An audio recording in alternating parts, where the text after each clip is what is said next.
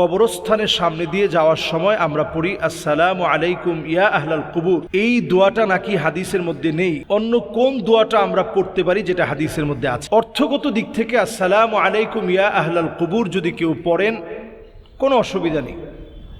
কবরবাসীর উপরে আপনি শান্তি কামনা করলেন, আযাব থেকে যেন আল্লাহ তাআলা মুক্তি দেয়, রেহাই দেয়, সেটা আপনি কামনা করলেন, এটা কোনো সমস্যা নেই, আপনি পড়তে পারেন। পাশাপাশি আপনি যেহেতু প্রশ্ন করে ফেলেছেন, সুতরাং একটি দোয়া আমাদের জেনে রাখা দরকার।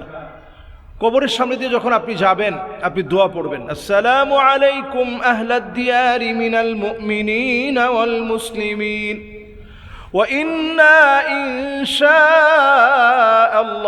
বিকুম লাহিকুন।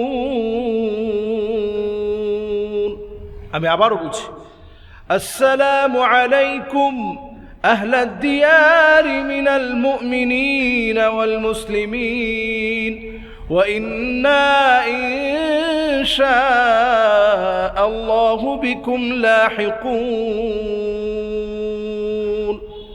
এই দোয়াটা পড়া অনেক ফজিলতের বিষয়। কি বলছেন? আল্লাহর কাছে আপনি চেয়ে নিয়েছেন, আল্লাহ এই যে এখানে যারা মোমেন মুসলমান, যারা আহলুদ দিয়ার হয়ে গেছে, কবরবাসী হয়ে গেছে, বারজাখের জীবনে যারা চলে গেছে, আল্লাহ এদের উপর আপনি একটু শান্তি দান করেন। ওয়া ইন্না ইনশাআল্লাহু বিকুম লাহিকুন।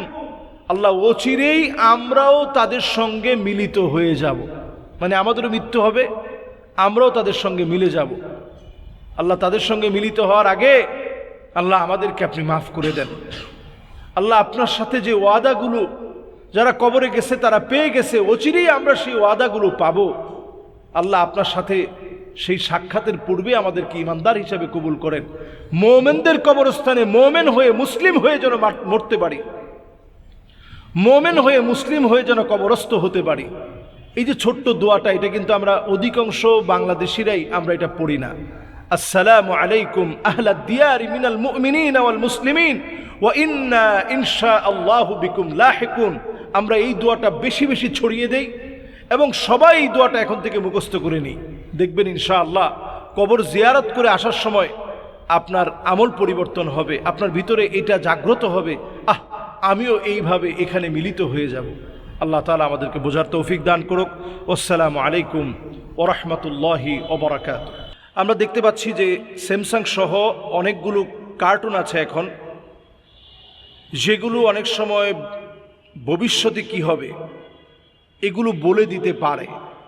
এবং এমন কিছু কার্টুন আছে যেগুলো এআই দিয়ে তৈরি করে রিলস আকারে ফেসবুক সহ মাধ্যমগুলোতে ছড়িয়ে দেওয়া হচ্ছে, যেগুলোতে খুব খারাপ খারাপ ড্রেস থাকে। এই ধরনের কার্টুন দেখা যাবে কিনা খেয়াল রাখতে হবে। কার্টুন দেখার ক্ষেত্রে মৌলিকভাবে শরীয়তের ফতোয়া হচ্ছে এই বিষয়টার উপরে, ইন্নাল্লাহা ইযা হাররামা শাইআন হাররামা সামানাহু।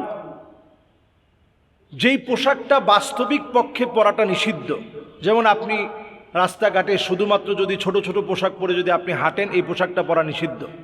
আপনি মেয়ে হয়ে যদি পুরুষের মতো গেঞ্জি প্যান্ট শার্ট পরে হাঁটেন, হিজাব না করে চলেন, এটা আপনার জন্য নিষিদ্ধ। তো যেই পোশাকটা পরে স্বাভাবিকভাবে রাস্তাঘাটে চলাফেরা আপনার জন্য সব অবস্থায় হারাম, ওই ধরনের ইন্নাল্লাহা ইযা হাররামা শাইআন হাররামা সামানাহু, ওই ধরনের পোশাক পরে যেমন রাস্তাঘাটে চলা হারাম, ওই রকম ছোট ছোট কোনো পোশাক অথবা যে পোশাকগুলো যৌন শস্যরি তৈরি করে, এই রকম পোশাকের কোনো কার্টুন দেখা সম্পূর্ণরূপে হারাম। দেখবেন আমাদের ছোট ছোট বাচ্চারা এখন সুন্দর সুন্দর কার্টুন দেখে। ইসলামিক অনেক কার্টুন আছে যেগুলো সালাম দিয়ে শুরু করা হয়, ভাত খাওয়ার সময় কি দোয়া পড়বেন, এরপরে দেখবেন যে ভাত খেয়ে কি দোয়া পড়বেন, ঘর থেকে বের হওয়ার সময় কি দোয়া পড়বেন।